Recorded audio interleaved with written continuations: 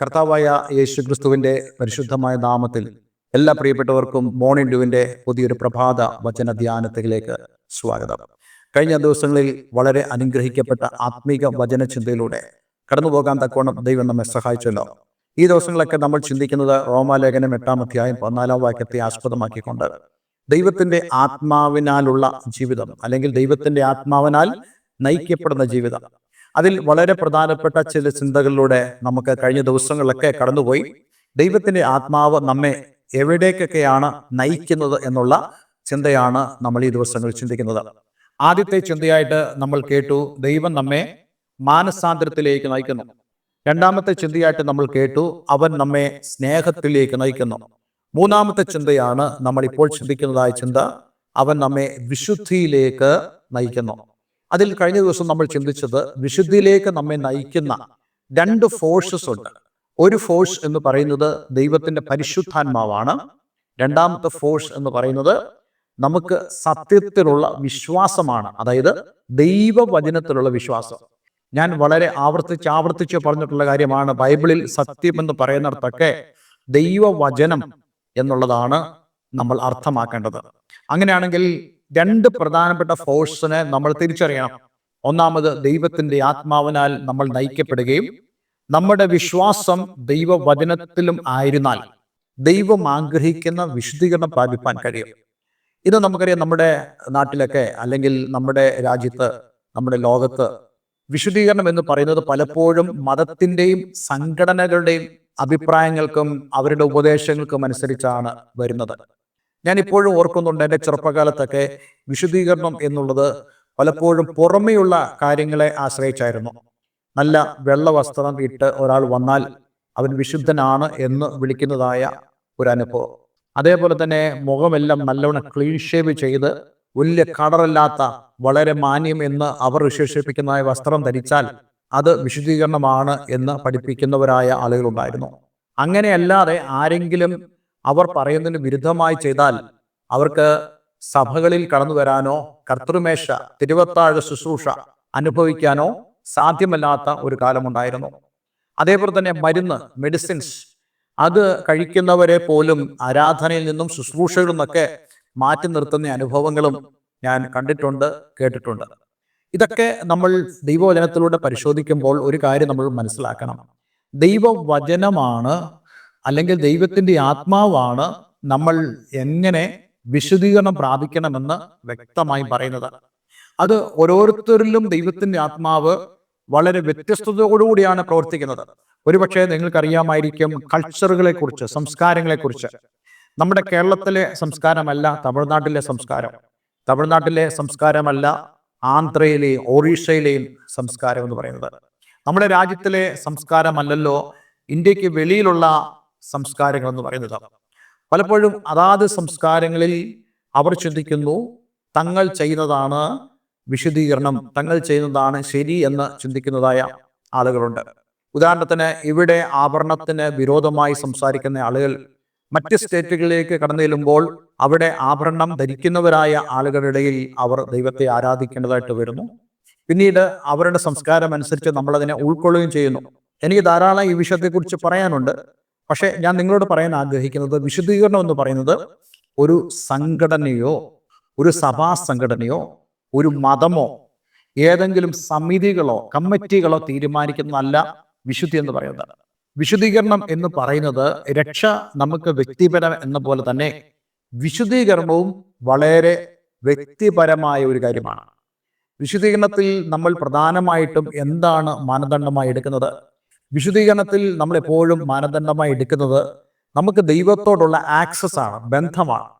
എനിക്ക് ദൈവത്തോട് പ്രാർത്ഥിക്കാനോ ആത്മീയമായി ദൈവത്തോടുള്ള ആ സമാധാന ബന്ധത്തിൽ വരാനോ കഴിയുന്നില്ലെങ്കിൽ എൻ്റെ വിശുദ്ധി ചോദ്യം ചെയ്യപ്പെടുന്നതാണ് ദൈവത്താൽ. അപ്പോൾ ഞാൻ എങ്ങനെയാണ് അവിടെ വിശുദ്ധീകരണം പ്രാപിക്കുന്നത്? ഞാൻ ദൈവത്തോടുള്ള എൻ്റെ വ്യക്തിപരമായ പ്രാർത്ഥന, എൻ്റെ സമർപ്പണം, അതേപോലെ തന്നെ ദൈവവചനത്തിലുള്ള വിശ്വാസത്താൽ നമ്മൾ കഴിഞ്ഞ ദിവസം കണ്ടതുപോലെ ഈ രണ്ട് ഫോഴ്സസ് ആണ് നമ്മൾ നിയന്ത്രിക്കേണ്ടത്. അപ്പോൾ ദൈവത്തിന്റെ ആത്മാവ് നമ്മുടെ പാപത്തെക്കുറിച്ച് നമ്മെ ബോധ്യപ്പെടുത്തും. അതേപോലെ തന്നെ ദൈവത്തിന്റെ വചനം, അതേ സത്യത്തിലുള്ള ആ വിശ്വാസം, ആ ഫോഴ്സ് എന്ത് ചെയ്യുന്നു? തിരുവചനത്തിലൂടെ നമ്മുടെ തെറ്റുകളെ നമുക്ക് ബോധ്യപ്പെടുത്തുന്നു. അതുകൊണ്ടാണ് നമ്മൾ ദൈവവചനം കേൾക്കുമ്പോൾ അതൊക്കെയാണ് നമ്മൾ പ്രതീക്ഷിക്കേണ്ടത്. ദൈവവചനം കേൾക്കുമ്പോൾ പാപത്തെക്കുറിച്ചും നീതിയെക്കുറിച്ചും ന്യായവിധിയെക്കുറിച്ചുള്ള ബോധമാണ് നമ്മളിൽ ഉണ്ടാകേണ്ടത്. അതേപോലെ തന്നെ ദൈവവചനം കേൾക്കുമ്പോൾ വിശുദ്ധിയിലേക്ക് വളരുക എന്നുള്ളതാണ് അതിന്റെ പ്രധാനപ്പെട്ട ലക്ഷ്യം എന്ന് പറയുന്നത്. ഇന്ന് പലപ്പോഴും ദൈവവചനം കേൾക്കുന്നത് പലരും വിടുതൽ എന്നുള്ള ചിന്തയിലാണ്. അതായത് ദൈവവചനം കേൾക്കുമ്പോൾ എനിക്ക് രോഗശാന്തി ലഭിക്കണം, ദൈവവചനം കേൾക്കുമ്പോൾ എനിക്ക് പ്രത്യേകമായ അനുഗ്രഹങ്ങൾ ഉണ്ടാകണം, എനിക്ക് വീടുണ്ടാകണം, എനിക്ക് നല്ലൊരു കുടുംബമില്ല, കുടുംബം ഉണ്ടാകണം. ഇങ്ങനെയുള്ള പല ചിന്തകളോടുകൂടെ ദൈവവചനം കേൾക്കുന്നവരുണ്ട്. ഞാൻ നിങ്ങളോട് പറയുന്നത് ഇത് നിങ്ങൾക്ക് ലഭിക്കത്തില്ല എന്നുള്ളതല്ല. ദൈവവചനത്തിലൂടെ തന്നെ സൗഖ്യം പ്രാപിക്കുന്നത് ഞാൻ കണ്ടിട്ടുണ്ട്. ഒരിക്കൽ ഞാൻ ദൈവവചന ശുശ്രൂഷ കൊണ്ടിരുന്ന സമയത്ത് ഒരു വ്യക്തിക്ക് അത്ഭുതകരമായ വിടുതൽ ഉണ്ടായി എന്നുള്ള കാര്യം പിന്നീട് അവരെന്നോട് പറഞ്ഞതായ അനുഭവങ്ങൾ എൻ്റെ ജീവിതത്തിലുമുണ്ട്. ക്യാൻസർ രോഗികൾ സൗഖ്യമായതിൻ്റെ അനുഭവങ്ങൾ എൻ്റെ ശുശ്രൂഷയിൽ ഞാൻ കണ്ടിട്ടുണ്ട്. ഞാനീ പറയുന്നത് ദൈവവചനത്തിന്റെ പ്രസംഗത്തിൽ വിടുതലുകളും അത്ഭുതങ്ങളും രോഗശാന്തിയും സംഭവിക്കത്തില്ലെന്നല്ല പറയുന്നത്.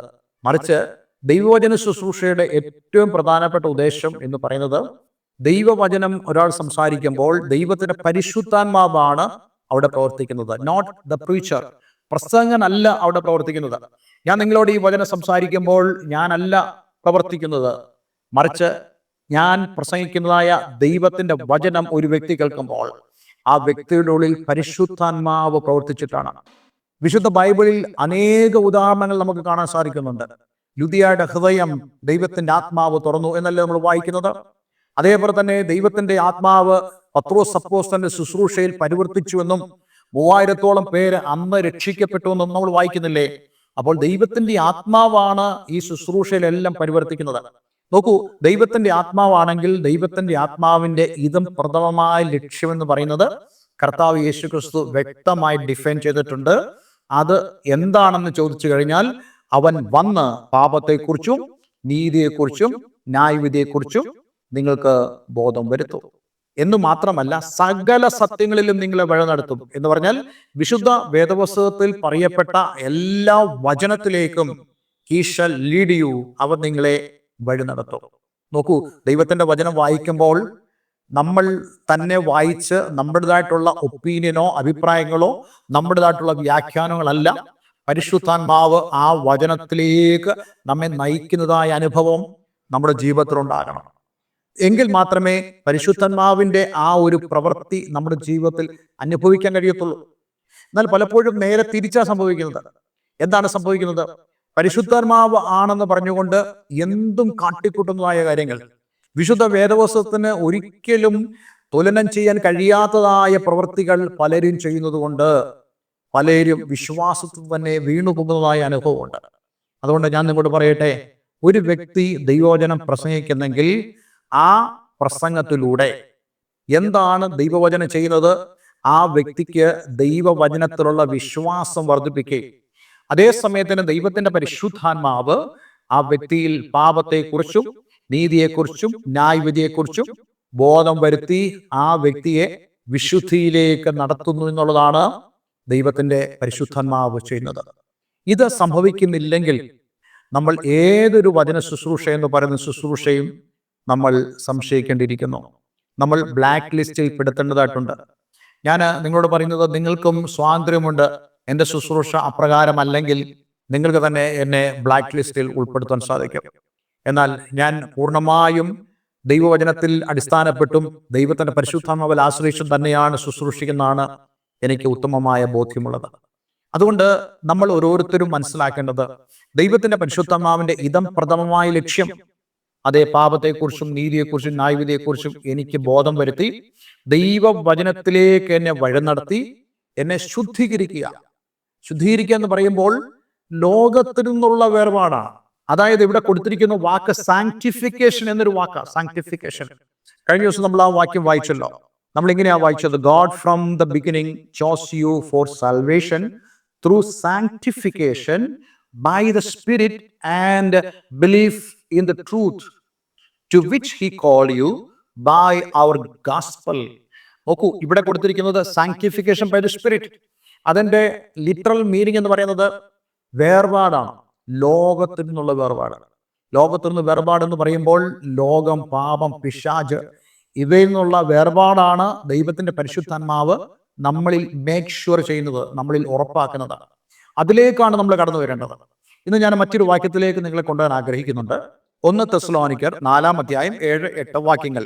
ദൈവം നമ്മെ അശുദ്ധിക്കല്ല വിശുദ്ധീകരണത്തിനത്രേ വിളിച്ചത്. ആകയാൽ തുച്ഛീകരിക്കുന്നവൻ മനുഷ്യനെ അല്ല, തന്റെ പരിശുദ്ധന്മാവിനെ നിങ്ങൾക്ക് തരുന്ന ദൈവത്തെ തന്നെ തുച്ഛീകരിക്കുന്നു. എന്താണ് ഈ വാക്യം നമ്മോട് പറയുന്നത്? ദൈവം നമ്മെ എന്തിനാണ് വിളിച്ചത്? എന്തിനല്ല? അശുദ്ധിക്കല്ല വിളിച്ചത്. ഈ ലോകത്തിൽ നമ്മൾ അശുദ്ധിയോടെ ജീവിക്കാനാണെങ്കിൽ ദൈവത്തിന്റെ ആ വിളിയുടെ ലക്ഷ്യം നമ്മളിലില്ല. ഇത് മാത്രമല്ല, ദൈവത്തിന്റെ പരിശുദ്ധാത്മാവ് നമ്മളിലില്ല. പേരുകൊണ്ട് നിങ്ങളൊരു ക്രിസ്ത്യാനി ആയിരിക്കാം, പക്ഷെ നിങ്ങൾ ദൈവമക്കളല്ല. പരിശുദ്ധാത്മാവ് നിങ്ങളിൽ ഇല്ല എങ്കിൽ, ഞാൻ കഴിഞ്ഞ ദിവസം പറഞ്ഞല്ലോ, പരിശുദ്ധാത്മാവ് ഉള്ളിലുള്ളവർ മാത്രമാണ് ദൈവത്തിന്റെ മക്കൾ. പരിശുദ്ധാത്മാവ് ഉള്ളിലായി ദൈവമക്കളായി തീരുന്ന ഒരു വ്യക്തിയും അവർ ലോകത്തിന്റെ അഴുക്കുകൾ പെട്ടുകൊള്ളുന്നവർ ആയിരിക്കില്ല. മദ്യപാനികൾ, പുകവലിക്കാർ, അങ്ങനെയുള്ള മ്ലേച്ഛകരമായ കാര്യങ്ങൾ, വ്യഭിചാരം, അതേ പരസംഗങ്ങൾ, ഇങ്ങനെയുള്ള കാര്യങ്ങൾ ചെയ്യുന്ന ഒരാൾ പോലും ദൈവമക്കളല്ല എന്ന് വിശുദ്ധ വേദപുസ്തകം നമ്മളോട് വളരെ വ്യക്തമായി പറയുന്നു. അങ്ങനെ ഇരിക്കെ നിങ്ങൾക്ക് എങ്ങനെ അവകാശപ്പെടാൻ സാധിക്കും നിങ്ങൾ ഒരു സത്യക്രിസ്ത്യാനിയാണെന്ന്? ഒരു ബോർഡിന്റെ കീഴിൽ ഇരിക്കുന്നതുകൊണ്ട് നമ്മൾ സത്യക്രിസ്ത്യാനിയാകുന്നില്ല. മറിച്ച് ദൈവത്തിന്റെ മക്കൾ, ദൈവത്തിന്റെ ആത്മാവിനെ നയിക്കപ്പെടുന്നെങ്കിൽ മാത്രമേ നമ്മൾ ദൈവമക്കളാകുന്നുള്ളൂ. അതുകൊണ്ടാണ് പറഞ്ഞത്, നിങ്ങളെ ദൈവം വിളിച്ചത് അശുദ്ധിക്കല്ല വിശുദ്ധീകരണത്തിനത്രേ. നമ്മളിൽ ഉണ്ടാകേണ്ട പ്രോസസ് സാങ്ക്ടിഫിക്കേഷൻ ആണ്, ലോകത്തു നിന്നുള്ള വേർപാടാണ്. നോക്കൂ, ഇന്നലെ ഞാൻ നിങ്ങളോട് പറഞ്ഞല്ലോ, ഒരു വ്യക്തിയെ ദൈവം തിരഞ്ഞെടുക്കുന്നത് നമുക്ക് നമ്മുടെ കണ്ണുകൾ കൊണ്ട് കാണാൻ കഴിയത്തില്ല. പക്ഷേ ദൈവം സാങ്ക്ടിഫൈ ചെയ്യുന്ന ഒരു വ്യക്തിയെ നമ്മുടെ കണ്ണുകൊണ്ട് കാണാൻ സാധിക്കും. കാരണം അവന്റെ ജീവിതം ലോകത്തോടുള്ള വേർപെട്ടതായ ജീവിതമായിരിക്കും. എന്നിട്ട് 8-ാമത്തെ വാക്യത്തിൽ നമ്മൾ വായിക്കുന്നു, ആകയാൽ തുച്ഛീകരിക്കുന്നവൻ മനുഷ്യനെ അല്ല, തന്റെ പരിശുദ്ധാത്മാവിനെ നിങ്ങൾക്ക് തരുന്ന ദൈവത്തെ തന്നെ തുച്ഛീകരിക്കുന്നു. അതായത് വിശുദ്ധീകരണത്തിലേക്ക് പോകാതെ അശുദ്ധീകരണത്തിലേക്ക് പോകുന്നത് തിരഞ്ഞെടുക്കുമ്പോൾ വാസ്തവത്തിൽ നമ്മൾ പ്രസംഗിക്കുന്നതായ ഒരു ദൈവദാസനെ അല്ല നമ്മൾ തുച്ഛീകരിക്കുന്നത്, നമ്മൾ നിരസിക്കുന്നത്, നമ്മൾ തള്ളിക്കളയുന്നത്. മറിച്ച് നമ്മൾ തള്ളിക്കളയുന്നത്, തുച്ഛീകരിക്കുന്നത് പരിശുദ്ധാത്മാവിനെയാണ്. നിങ്ങൾക്ക് തരുന്ന ദൈവത്തെ തന്നെയാണ് തുച്ഛീകരിക്കുന്നത്. അതായത് പരിശുദ്ധാത്മാവിനെ തരുന്ന ദൈവത്തെ തന്നെയാണ് നിങ്ങൾ തുച്ഛീകരിക്കുന്നത്. നോക്കൂ, ഇങ്ങനെ ഒരാൾ ലോകത്തെ സ്നേഹിക്കുന്നതിലും ലോകപ്രകാരം ജീവിക്കുന്നതിലും പ്രിഫർ ചെയ്യുമ്പോൾ, മുൻഗണന കൊടുക്കുമ്പോൾ, ഹീസ് റിജക്റ്റിംഗ് ദ ഗാഡ്. അവൻ ദൈവത്തെ നിരസിക്കുന്നു എന്ന് നമുക്കിവിടെ കാണാൻ കഴിയുന്നുണ്ട്.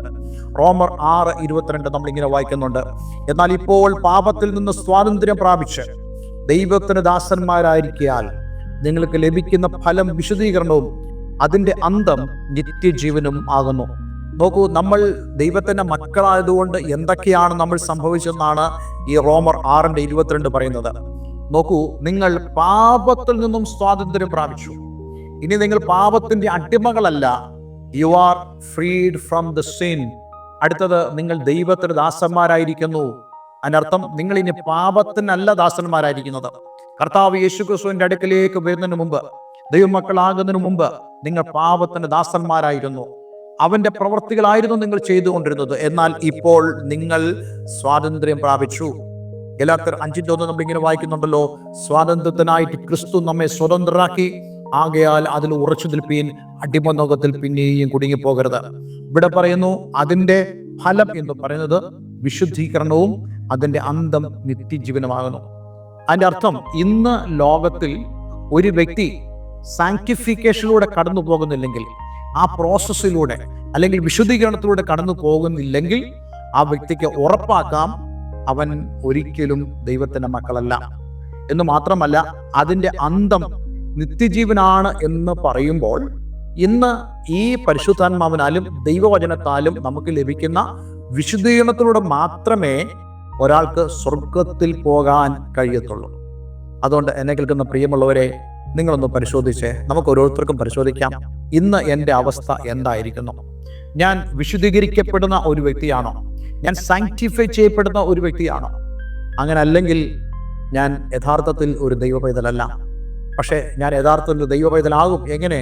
ദൈവത്തിന്റെ പരിശുദ്ധാത്മാവിനാൽ നയിക്കപ്പെട്ട് വിശുദ്ധീകരണത്തിലേക്ക് നയിക്കപ്പെടുമ്പോൾ, അതേ ദൈവത്തിൻ്റെ ആ വചനത്തിൻ്റെ സത്യത്തിൽ ഞാൻ വിശ്വസിക്കുമ്പോൾ, ഇന്ന് ഞാൻ സാങ്ക്ടിഫൈഡ് ആയിട്ടുള്ള, അതേ വിശുദ്ധീകരിക്കപ്പെടുന്ന ഒരു വ്യക്തിയാണ്.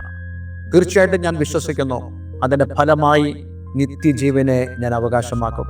നമ്മൾ അല്പം മുമ്പ് യോഹന്നാന്റെ ലേഖനത്തിൽ നിന്ന് വായിച്ചതുപോലെ, പ്രിയമുള്ളവരെ, നാം ഇപ്പോൾ ദൈവമക്കളാകുന്നു. നാം ഇന്നതാകും എന്ന് ഇതുവരെ പ്രത്യക്ഷമായിട്ടില്ല.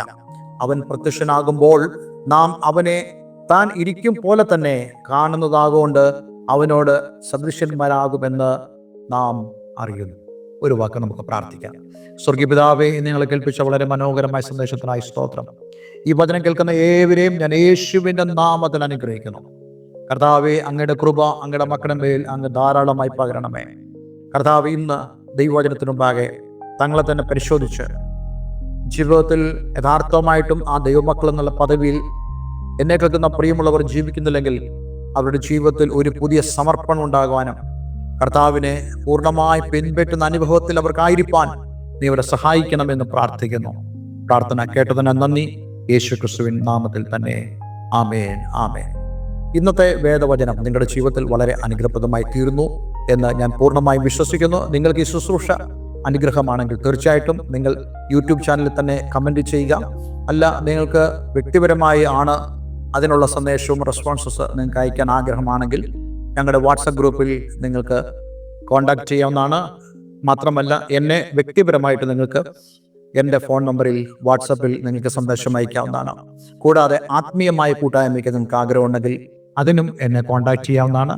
കൂടുതൽ വിവരങ്ങൾക്കും പ്രാർത്ഥന വിഷയങ്ങൾ അറിയിക്കുന്നതിന് വേണ്ടിയും നിങ്ങൾക്ക് സന്ദേശം അയക്കാവുന്നതാണ്. എല്ലാവരും ദൈവം ധാരാളം അനുഗ്രഹിക്കട്ടെ. Have A nice day. God bless you all.